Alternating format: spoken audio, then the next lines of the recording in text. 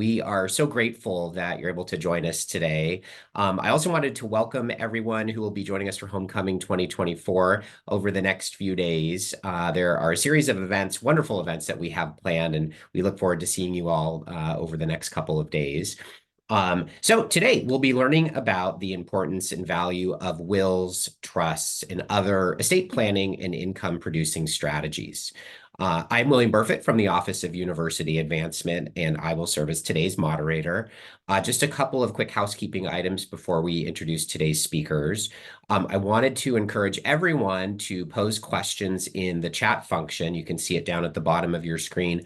You can just go in and type your questions. We'll have time for Q&A near the end of today's presentation. Also, please don't worry if we aren't able to get to your question. We can always follow up with you directly to get those questions answered. Without further ado, I also wanted to say one more housekeeping item. We will be sending out in the next day or two a couple of items to you. One will include a recorded copy of today's presentation, along with a survey, as well as some follow-up materials. So we look forward to engaging with you even after today's presentation. So now it's my distinct pleasure to introduce both of today's speakers. First, I'd like to introduce Steve Seelig, who is the Senior Director of Philanthropy and Planned Giving here at PLNU. Steve has overseen the Office of Planned Giving for over 25 years here and has worked with hundreds of families to help plan and achieve their philanthropic goals. Second, I would also like to introduce Ron Webb, attorney at law. Ron has been practicing law in the areas of estate planning, business, and corporate law for over 25 years now. Both Steve and Ron are proud PLNU alums and have been working closely together for over 20 years. So without further ado, I'll pass it over to Steve. Thank you, Will. Good afternoon, everyone, and I thank you for joining us. This question on your screen is something that's really important to us here on campus. We ask this of our students, of everyone we come in contact with, who you called to be. That's really something that really helps us to find our purpose in life, and something I would really encourage you even to consider who God wants you to be. So welcome back to the beautiful PLNU campus that we're going to be showing you scenes from during our seminar here today. So enjoy the background scenes from lovely Loma Land. Our mission statement is the same one we've had for many years. Dr. Brower has helped us to have a consistent, cohesive vision for our entire campus. We want our students to be taught. We want to teach Christ-like principles and the skills that young people are going to need as students here to be able to carry out the mission of their lives. And then we want to shape them to become the men and women that God wants them to be as disciples of Christ. And we hope to send them out into the world or back to their homes to be a blessing to you and to many others. So let's take a look at what we're going to learn today as we go through this seminar. Some of the things we're going to look at is what are some of the reasons why we want to plan? 2, how can planning help us save significantly on taxes? What are the ways that we can plan with estate planning and wills and trusts? And then also, how does giving through our estate planning help us with tax saving strategies and different income producing strategies? And finally, how Point Loma can help you accomplish those goals and that effort.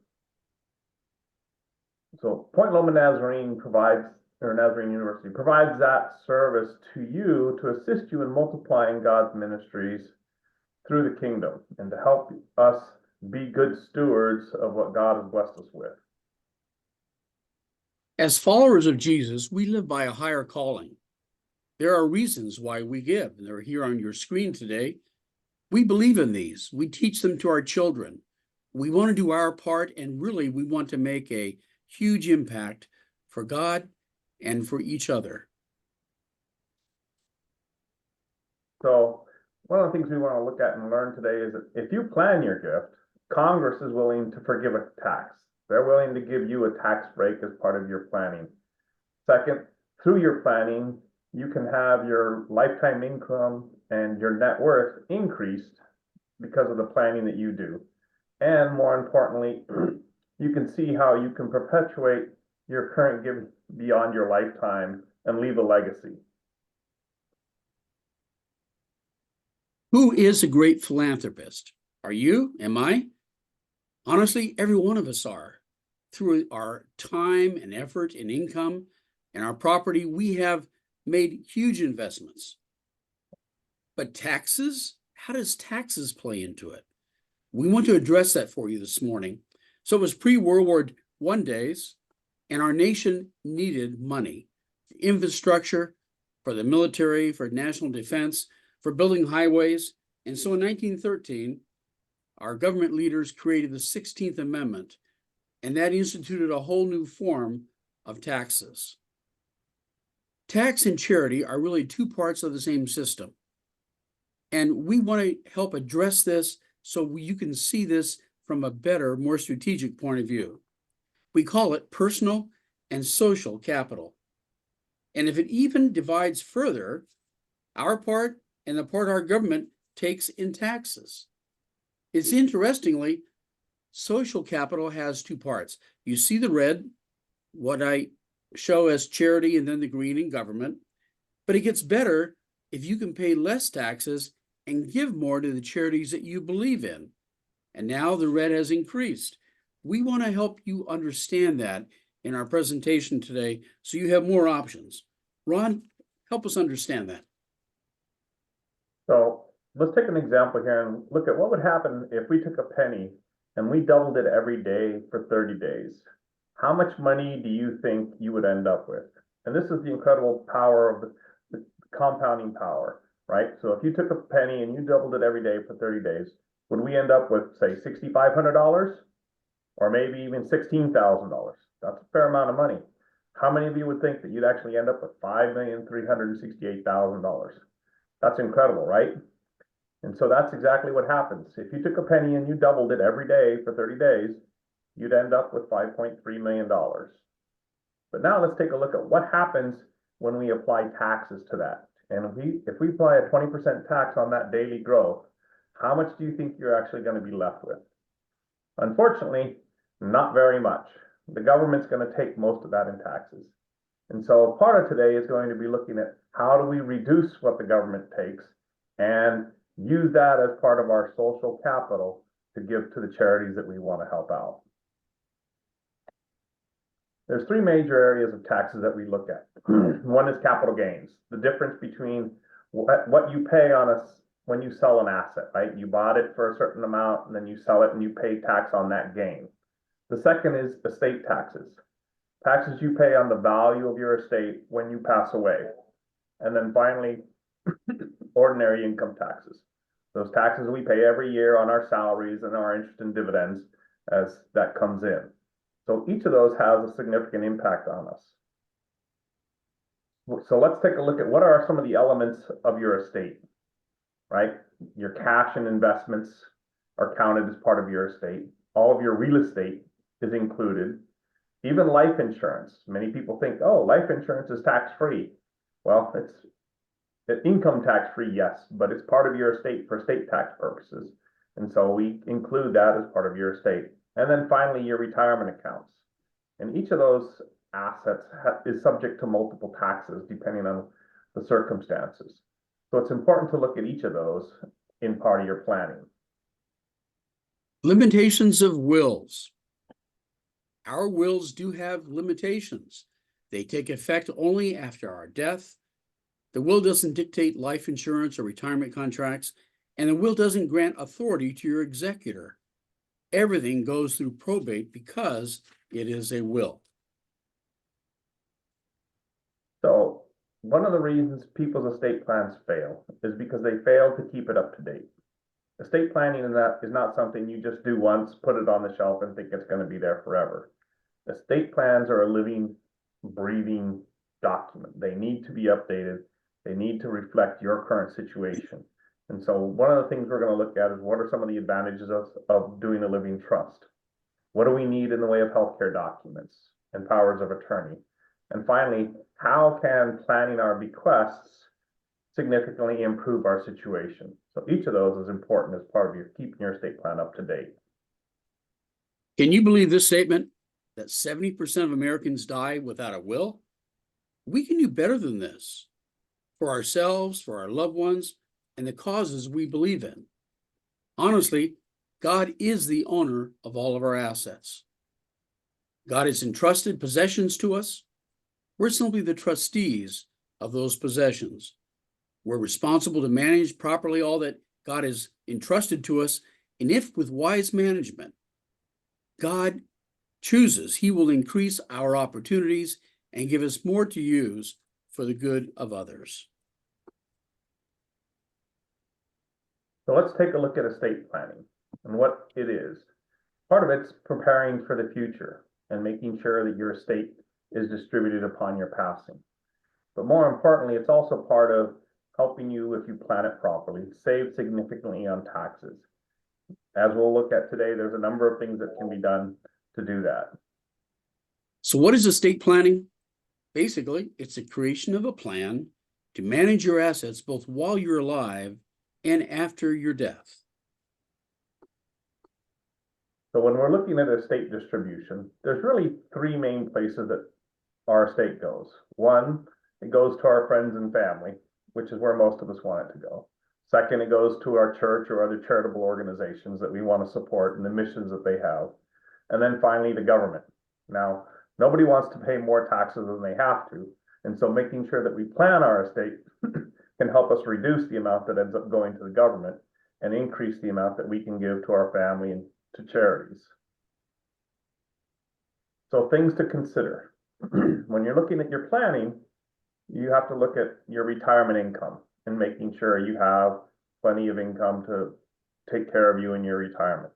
Second of all, frequently for those of us who are married, we're concerned about making sure that our estate plan is structured so that we provide for our surviving spouse. Then we want to think about how do we distribute money to children. There's different ways to distribute assets to children. Some of those can be a blessing, and then some of those can be a curse, depending on their needs. And so it's important to make sure that you structure your plan to address each of your beneficiaries' needs.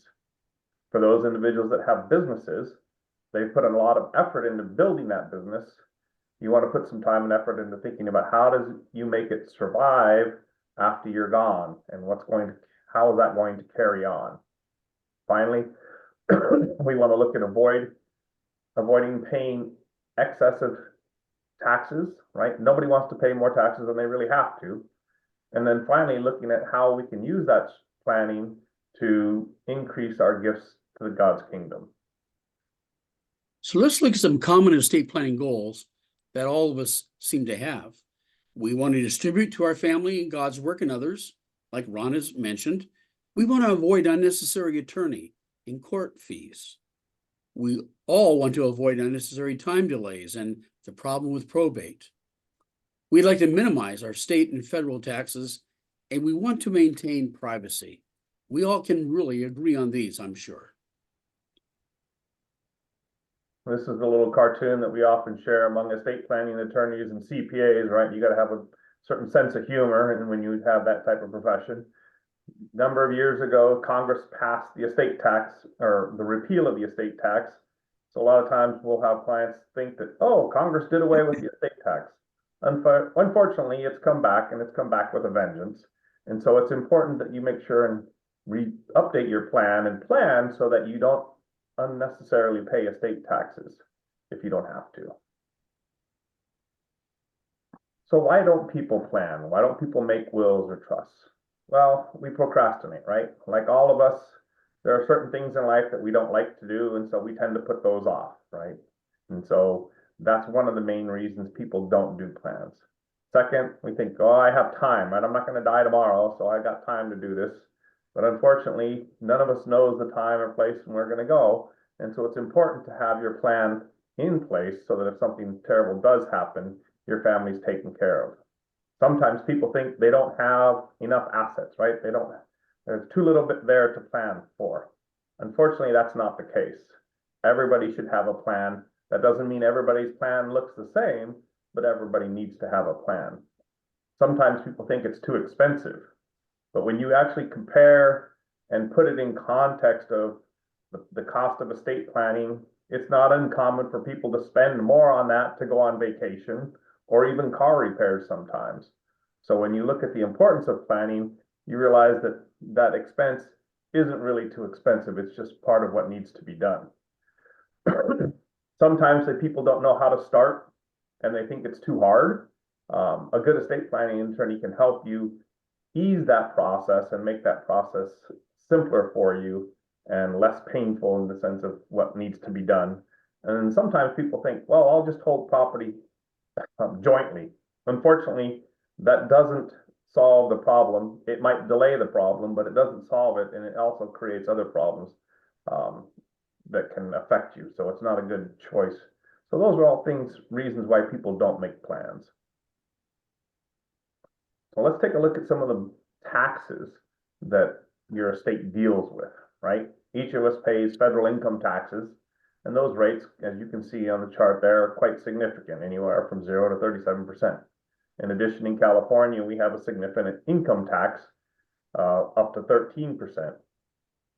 Also, if you sell assets like stocks or real estate, you're going to end up with a capital gains tax, which, depending on your income rate, will be between 15 and 20%. A lot of us think, oh, we'll avoid a tax and we'll give money straight to our grandchildren, right? That's what's called a generation skipping gift, right? You don't give your assets to your children, you skip your children and you give them to your children, your grandchildren. Well, you're only allowed to do that with a certain amount of assets, and if you exceed that amount, Congress also wants to give you an extra 40% penalty for that little escapade. Finally, estate taxes. Right now, each of us can give away $13.6 million before we would face an estate tax. Unfortunately, that number jumps around quite a bit, and in 2026, that number is going to go down to about $6.8 million. And so that's why one of the reasons why you want to review and update your plan, because you may think, oh, I don't have an estate tax, and then all of a sudden your financial situation changes and the estate tax law changes, and the next thing you know, you're subject to an estate tax that you could have avoided had you just planned better.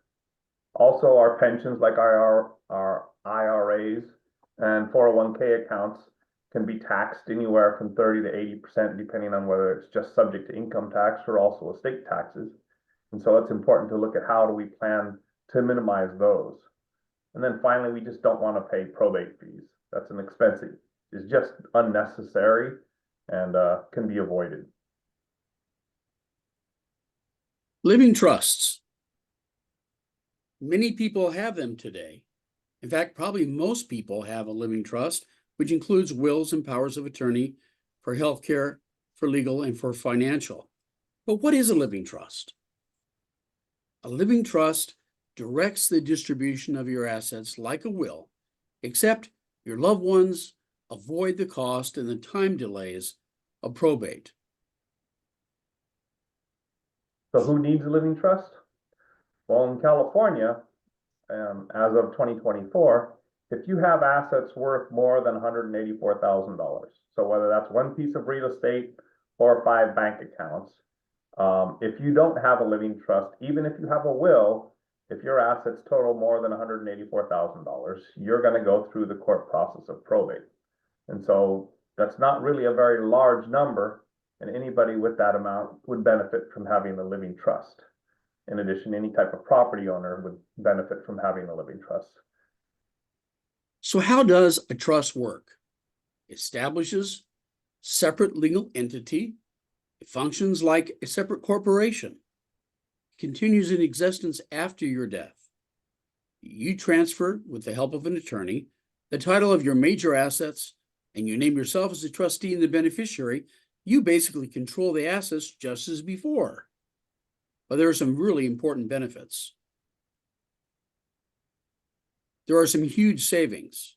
In taxes, you can make the appropriate gifts by good planning. You're avoiding probate altogether. You can maintain the control, avoiding the time delays, and you can save on fees. Really, there's a lot of giving through your estate plan that can save big on taxes, and that's what we want to address now. You've heard this statement already once in our seminar, but I'm going to share it again. If you're willing to plan a gift, Congress is willing to forgive a tax. And we hope to explain that in the next few slides. There are many giving opportunities. You may want to give them to places other than the state and the federal government. I know I do. You may want to include your church or missions, or P&U for scholarships of all kinds, or make a memorial gift in honor of a loved one. So giving through your will and trust, let's take a look at some of the ways that we can do that and the different impacts that it has. From your estate, you can designate a percentage of your estate or a percentage of your trust to a charity or multiple charities, kind of like a tithe, right? 10%. Often clients will do that, leave them for scholarships or whatever.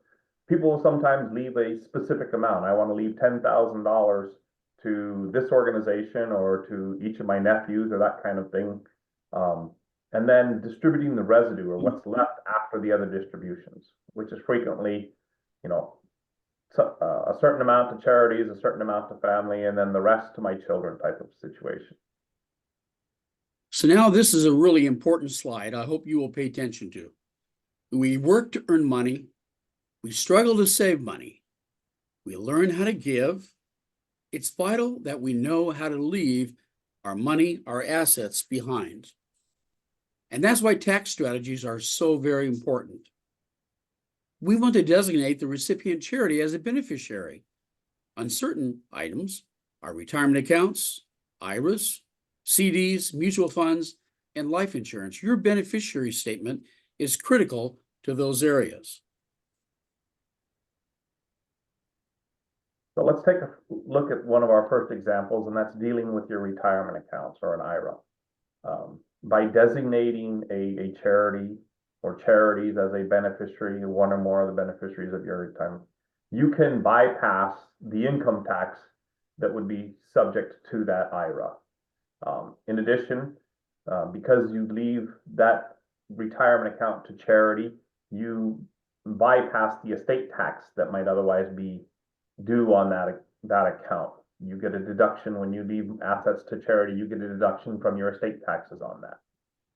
In addition, you can use it to fund part or all of your IRA by designating on the beneficiary statement of your account. And as we're going to look at, by where you designate and direct funds from can have significant tax consequences for you and your family. So let's take a look at one of the other items is what we call the IRA rollover, or what's called sometimes a qualified charitable distribution. For those individuals who have retirement accounts in their required minimum distributions, some individuals, they just don't need that money, right? But it's required to come out. And as a result, they get all this extra income that they have to pay income taxes on, but they don't really need. And so the question is, well, what can we do with that money? Well, through the qualified charitable distribution, you can leave and transfer up to $105,000 of your IRA directly to a charity or charities. And that counts towards your required minimum distributions. But the great thing about that is that you don't actually receive the distribution, so you don't have to pay the income taxes on it. In addition, because you gave it to charity, you get a charitable deduction for that. Finally, under the Secure Act 2.0, which was recently passed, you can give up to $53,000 to one or more charities to fund what's called a charitable gift annuity or a charitable remainder trust. And finally, under the new Secure Act, they've also increased your age for your required minimum distributions. So that qualified charitable distribution is a key planning tool for individuals that have significant IRAs that just don't need the income and money. Wise choices on how to distribute that and deal with that. Let's take a look at this illustration. So this assumes that a couple has $500,000 of assets. Their property is worth $450,000. They decided they would tithe on that and give $50,000 to the charity, and they wanted to give the balance to their children and their IRA of $50,000 to the children. Please notice that the children are not getting the full amount that the parents intended. There are some taxes taken out. The reason? IRAs have full income tax and estate tax potential. But what could they have done? If they had talked to a financial advisor, if they had had some better planning insight. They should have given their property directly to the children. The children would have received $450,000. Their IRA, which is heavily taxed, it can go to charity, and more can be benefited to different charitable organizations. Their children benefit, and really their entire assets are helped in a much more positive way that they fully intended. So as you saw, just by rearranging how you make your gifts, you can have a significant improvement to the beneficiaries that you want and reduce the taxes that you would otherwise pay. So let's take a look at another example here. It's what we call a testamentary trust. It's a testamentary trust is a trust that's set up through your will. Okay, unlike a living trust, it only takes effect on your death. Often we use this testamentary trust to be funded by large IRA accounts so that you can defer that those taxes. And also because the testamentary trusts deal with charities, you get an estate tax deduction as part of that. So looking at those is just another example of how planning can improve your situation. Let's take a look at how the testamentary trust works. So you take part of your estate and you put it into the trust. And then the trust provides that a portion of that is distributed or paid out to your church or Point Loma or some other charitable organizations for a period of time, 10 years, etc. And then at the end of that time, the remainder money can go along to your family. Or you can switch that around and say, you know what, I'm going to pay it to my family for a certain number of years first. And then when that's over, the remainder goes on to the various charities. So they're very flexible in how you structure them, but they're great planning tools. So here's a statement again that we've mentioned twice earlier. If you're willing to plan a gift, Congress will forgive a tax. I hope you're starting to catch the idea that planning is very important. It lets you avoid a lot of taxes. If you plan ahead, there are great tax benefits. If you don't plan ahead, everyone you value loses. So if you have property or stock, there are some wonderful income producing strategies that we want to share now. The first one is known as a capital gains bypass trust, or formerly as a charitable remainder trust. The beauty of this strategy is that it bypasses gain, increases income, it saves big on taxes immediately and for up to 5 years, and it guarantees your retirement. How a bypass trust works is that it provides income to you or who you designate during your lifetime or for a set number of years. You designate the charity that will receive the remaining principal. Let's take another look at another income producing strategy, which is a gift annuity. This strategy is often used when you're looking at a smaller gift than something for a charitable remainder trust. And what the gift annuity enables you to do is it enables you to convert some of your assets into a guaranteed income stream for yourself. It can be funded with either cash or assets. Using appreciated assets like stock or real estate is really the more tax advantaged asset to use to fund these. Frequently, you can add money to them and increase your income. They can be set up as either to enable you to receive the payments immediately, so you can make the gift today and start getting payments next month. Or if you don't need the money, you can defer that income until the future and say, you know what, I'll make the gift today and I'll take the tax deductions today, but I'll start receiving the income 5 years from now. Each of those enables you to save significantly on taxes. So why should you consider, or who should consider, a gift annuity? Well, those individuals 65 or older, quite frankly, the group that benefits the most from a gift annuity and the deductions that you generate from a gift annuity.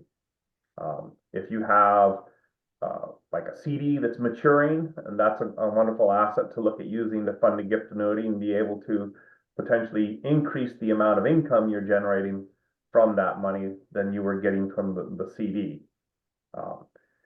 As the interest rates have gone up, right, recently, the gift annuity payouts have also increased significantly, and so it's a good idea to look into those if you have that concern. It's an opportunity for you to be able to convert some of your assets into more income right now. By using a gift annuity, it enables you to reduce the value of your estate and potentially avoid some estate taxes, because ultimately whatever's left then goes to charity. And it's also a great tool for those who want to get a guaranteed income stream, and have that fixed for them so that they know what their income is going to be. And most importantly, it's an opportunity for you to eventually benefit Point Loma and its mission to, as Steve said, teach, shape, and send, right? That's one of the main goals that we all have here, is to continue to support the university's mission and the benefits that many of us received from attending the university. Gift annuity rates have increased as of January 1 of this year. These are the current payout rates for the specified ages of 60, 65, 70, 85, and 90. We are glad to prepare for you a no cost or obligation illustration that with your particular age, what would the payouts actually be? Deferred rates are even higher. So please, let us help you release the money that's trapped in the tax system. It may not seem to be trapped, but if you want to gain more additional opportunities, it's like it's trapped and now you're letting it go for a bright new future for you and your loved ones. So let's look at some ways we can do a simple gift. Frequently, we'll give through our wills and trusts as a bequest, right? Designating either a percentage of our estate or a specific dollar amount. That's in addition to sometimes, as many of us do, give annually to the various the Loma Fund and other opportunities to give to the university. Second, also looking at your beneficiary designations. As you've seen, by changing the source of your distribution, like changing it to your IRA and giving it to charity, you can significantly change the tax consequences. We also look at using insurance to make gifts, and then finally annuities. Both the IRAs and the annuities, both of those have significant tax consequences and opportunities for tax savings when you look at your planning your gifts. So how would we structure that? Often we can give what we call a contingent bequest. In other words, the gift transfers when certain provisions are satisfied. Often we'll have clients leave gifts designated for certain purposes, right? So I want to leave money for scholarships for the music department, or I want to leave money for the new science building, or those types of funding opportunities. Second, we can look at the percentage bequest by splitting the percentage of a lump sum and leaving that among various organizations. And then finally, we can see how using those bequests can help us save significantly on our taxes. They can help us carry out our charitable intent. And then, as you've seen, there's different flexible ways of making those gifts to help you improve your situation. So a will or a bequest. There are methods for implementing your will, what your intention is. Revocable living trusts help you to do that. Wills can do that, but trusts are far better. And they're necessary to protect your heirs and to protect your assets. Thank you, Steve and Ron. Well, let's segue to the Q&A portion of today's seminar. I got several questions emailed to me today before the seminar. I did want to encourage folks to, you can go ahead and use the chat function and post any questions. Happy to share those with Ron and Steve to get answers. The first question has to do with charitable gift annuities.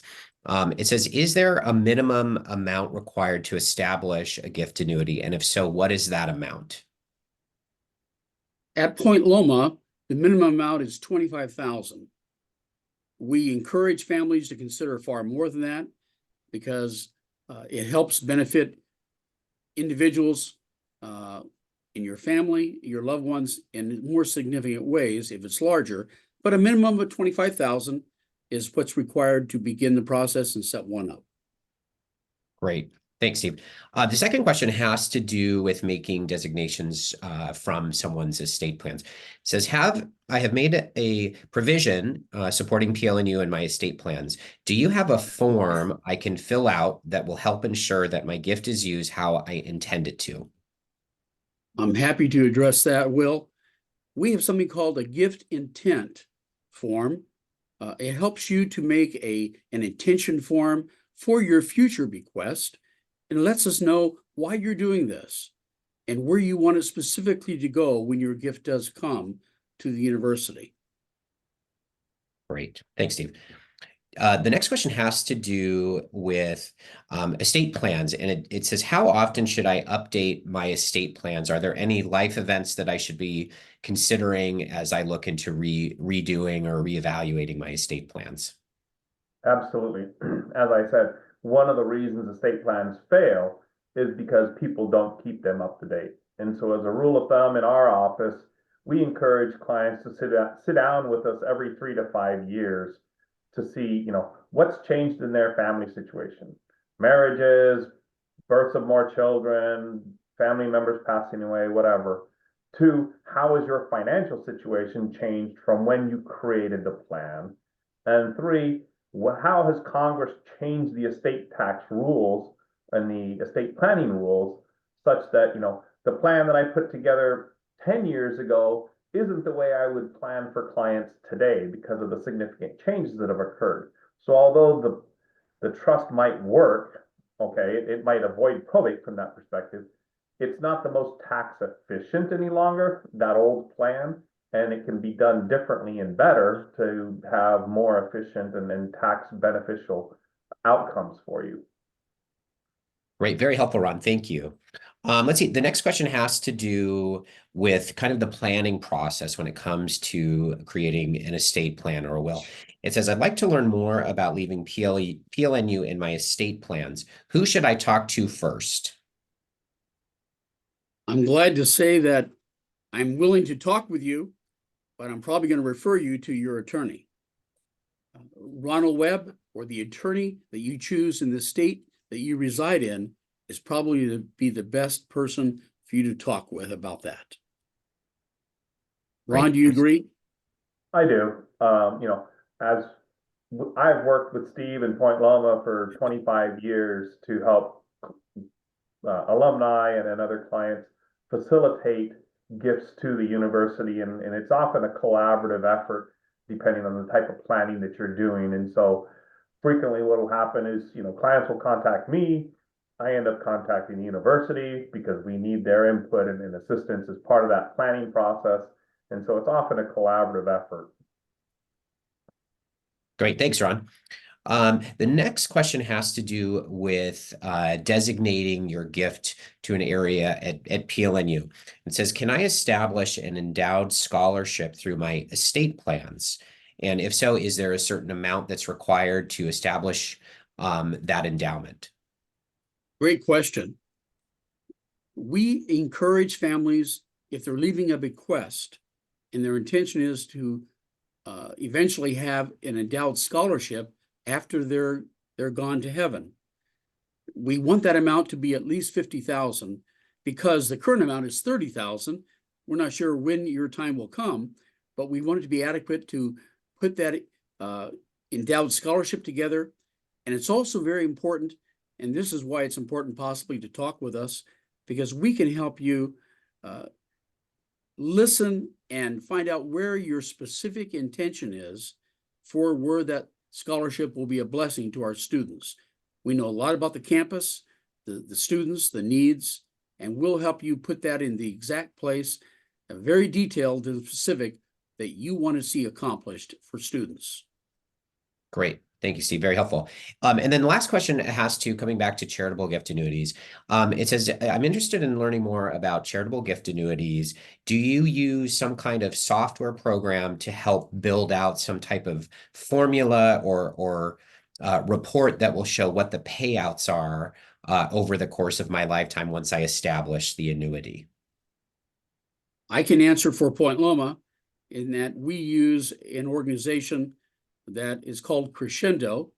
They're a group of attorneys and CPAs that have prepared software that make it very easy and easy to understand for different persons like myself to prepare the illustration based on your ages and what you want to see happen.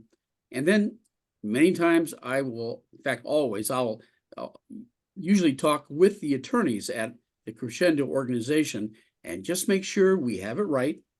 Then I'm going to be talking to the attorney of their choice or in the state that they reside in. If it was attorney Ron Webb, I then would send him the illustrations with your blessing, and Ron would give his professional input to what you're thinking about. Ron, is that right? Yeah, we often, as we said, it's a very collaborative effort in facilitating those types of gifts. And we often work with clients where, you know, the client might have come in with an idea and there's a better choice for them. It may be less expensive, it may be less administratively involved. And the goal is to help them accomplish their desire. Great. Well, that is all the questions we have. I do want to encourage folks, if you do have any other questions, feel free to post them in the chat. Additionally, you did receive a reminder about today's seminar. If you have any questions or comments or other thoughts, please feel free to respond to that email. But please know that we will be following up with you. But Steve, let me pass it back over to you to wrap up. So here's our beautiful Greek amphitheater that many of you have enjoyed through the years. Our goal is to help you become who you are called to be. There are a lot of ways we can do that, and really, it's a part of fulfilling your legacy. We want to help you reach the intentions that are very important to you and your loved ones, and that's why we'll ask a lot of questions. We'll try to listen very carefully. But I want to thank you for tuning in today. We're going to send you through email the slides that you have seen today, a recording of the actual seminar. Feel free to pass them on to other people. We want as many people as possible to get the understanding that this seminar was intended to fulfill. And we'll send you an evaluation that you can help us make this even better the next time. The data for beginning a will and trust is simply something very, very simple. And as I talk with many of you, I'll send that form to you on request and help you complete that data form that helps an attorney in your state have what's needed to prepare your will or trust. Thank you for tuning in today, for allowing us to help you, and we look forward to getting to know you better in the days ahead. Thanks for being a part of our webinar, and that concludes our seminar for today.